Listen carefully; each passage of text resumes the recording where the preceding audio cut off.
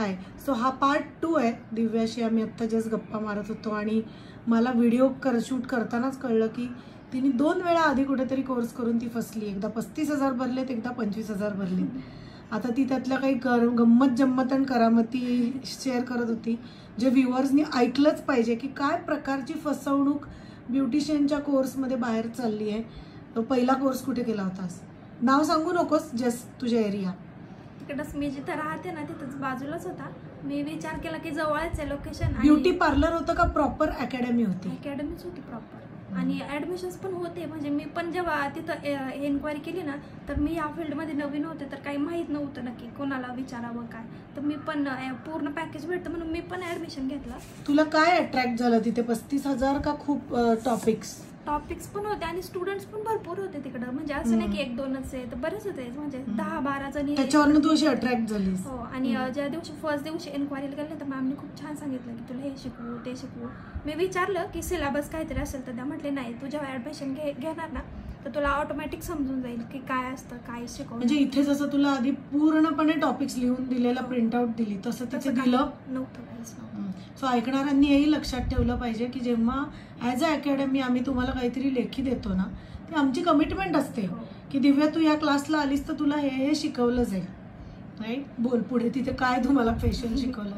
फेशियलची गंमत तर फेशियल शिकवताना ना आपल्या अकॅडमीमध्ये कसं शिकवलं जातं की प्रत्येक फेशियलला तुम्हाला प्रॉडक्ट दिलं जातं. त्या प्रॉडक्टनुसार म्हणजे सपोज क्लिन्झिंग आहे तर क्लिन्झिंगचं वेगळं आहे, स्क्रब वेगळं आहे, पॅक वेगळं आहे. पण क्लिन्झिंग पण वेगळे वेगळे आहेत. ऑइली स्किन, ड्राय स्किन टाईपनुसार इकडे प्रॉडक्ट वापरले जातात. आणि मी जिकडे शिकले ना तिथं आम्हाला सांगितलं होतं की तुम्ही मैदा घेऊन या. मला तर पहिल्यांदा प्रश्न पडला की मी पार्लरचा कोर्स जॉईन केलाय की कुकिंगचा कोर्स. मैदा घेऊन या आणि मैद्यावरच ते प्रॅक्टिस दाखवायचे. म्हणजे दाखवलं पण फक्त त्यांनीच करून दाखवलं, आम्हाला करायला पण नाही दिलं. आणि स्टेप्स जरी किती पण तुम्ही लिहून घ्या किंवा काही करा, जोपर्यंत तुम्ही स्वतः करत नाही ना तोपर्यंत तुम्हाला काही जमत नाही. आणि त्या प्रॅक्टिसेस मैद्यावर करायला लावलेल्या.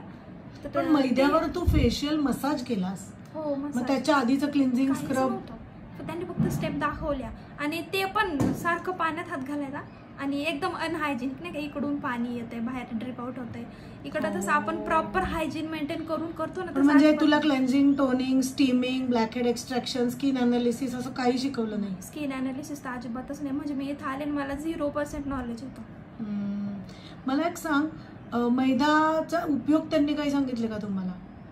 काही नाही. सो आता मी इथे तुला सांगते की किंवा व्ह्युअर्स जे ऐकतात हा व्हिडिओ, मैदा किंवा कुठलाही पावडर मसाजेस ना, हे फॉरेन कंट्रीजमधनं आत्ता आपल्याला असं वाटते की पावडर मसाज फेमस आहे. आता आय डोंट थिंक सो तुझ्या एरियातल्या त्या बाईला हे कदाचित माहीत असेल, पण powder massages are very famous in western countries.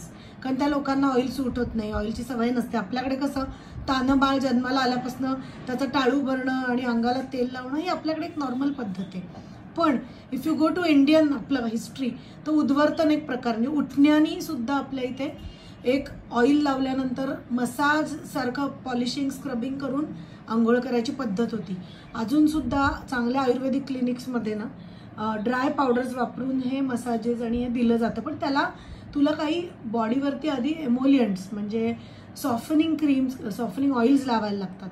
So तुम्हाला हा मैदा आणि ह्या काय लॉजिकने शिकवलं तुमच्या मॅडमनी मला माहित नाही. अजून काय शिकवलं? पेडिक्युअर तू म्हणलीस? पेडिक्युअर हो. ते तर की आपल्या साधा टब असतो ना, टबमध्ये गरम पाणी घ्यायचं, मीठ टाकतात त्यात, रोज वॉटर पण नाही, गुलाबाच्या डायरेक्ट पाकळ्याच टाकलेल्या आणि बस त्याच्यातच क्लिन्झिंग करायचं. ते स्क्रब पॅक इकडं जसं आपल्याला शिकवलं ना की स्क्रब लावायचं, पॅक करायचं.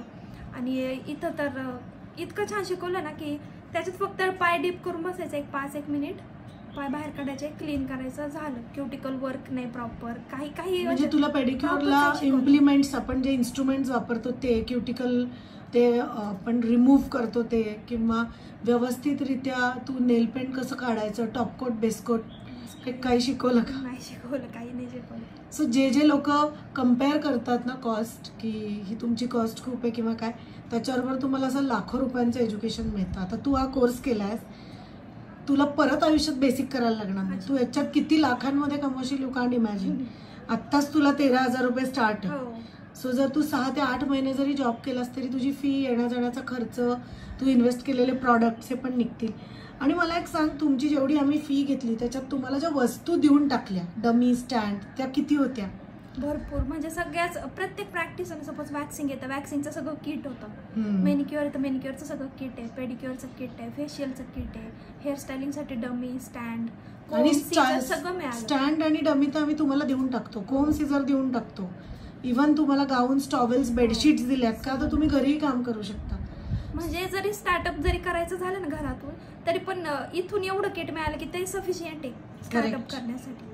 करेक्ट. सो आणि त्या फीस मध्येच ते पण मिळून जाते आपल्याला. येस. लोक काय करतात, नुसते फी ऐकतात आणि अय्यो अव्वा काहीतरी एक्सप्रेशन देतात आणि समजून घेत नाहीत, आणि त्यांना काही वर्षानंतर लक्षात येतं आपलं बेसिकच चांगलं झालं नाहीये, आता आपण अडकलो. आता हा झाला तुझा पहिला क्लास, दुसऱ्या क्लासला तू किती फी भरलीस? 25. तिथे किती दिवस गेलीस? 8च दिवस गेले. काय पॅकेज दिलं?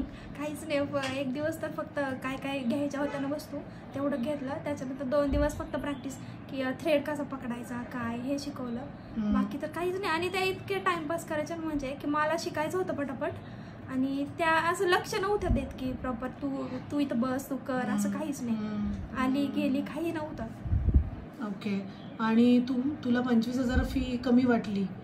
आणि फुल पॅकेज होतं ना त्यांच्याकडे, मेकअप, परत ब्युटीचं शिकवणार होते, परत हेअर कट शिकवणार, तर मला काय वाटलं की 25 मध्ये सगळं मिळते. आणि लेखी सिलेबस दिला का? अजिबात नाही. आणि घराच्या बाजूलाच होतं ते माझ्या, म्हणजे थोडंसंच अंतर होतं, तर म्हटलं होऊन जाईल पटकन आणि सगळं मिळते 25 मध्ये, तर काय पाहिजे. आणि फ्रेशर असल्यामुळे मला पण त्याच्यात काही नॉलेज नव्हतं, तर मी पण ऍडमिशन घेऊन टाकलं, अशाच मुली फसतात, फी पण पे करून टाकली सगळी. आणि 8 दिवसातच मला कळालं की इथं काही होऊ शकत नाही, मग तो क्लास मी स्किप करून मग इकडे चौकशी केली. सो आपल्या सगळ्या डिस्कशन मधनं हे वाक्य मला तर कधीच आयुष्यात पटत नाही की स्वस्त आणि मस्त.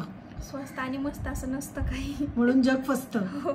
लोकांना असं वाटतं वा कमी फी मध्ये एवढे दिवस मला आपण इतकी फी करतोय ना, फी पे करतो ना, पण ती वर्थ आहे. मला तरी असं वाटतं की हा तुम्हाला थोडा त्रास होतो नाही, म्हणजे माझ्या बाबतीत की मी इतक्या लांबून येते, पण तो त्रास काहीच नाही की मला आता आयुष्यभर सगळं, म्हणजे मला आता शिकवायला जर सांगितलं की तू ऍज अ ट्रेनर काम कर, तरी पण मी छान शिकवू शकते, इतका कॉन्फिडन्स आलाय. करेक्ट.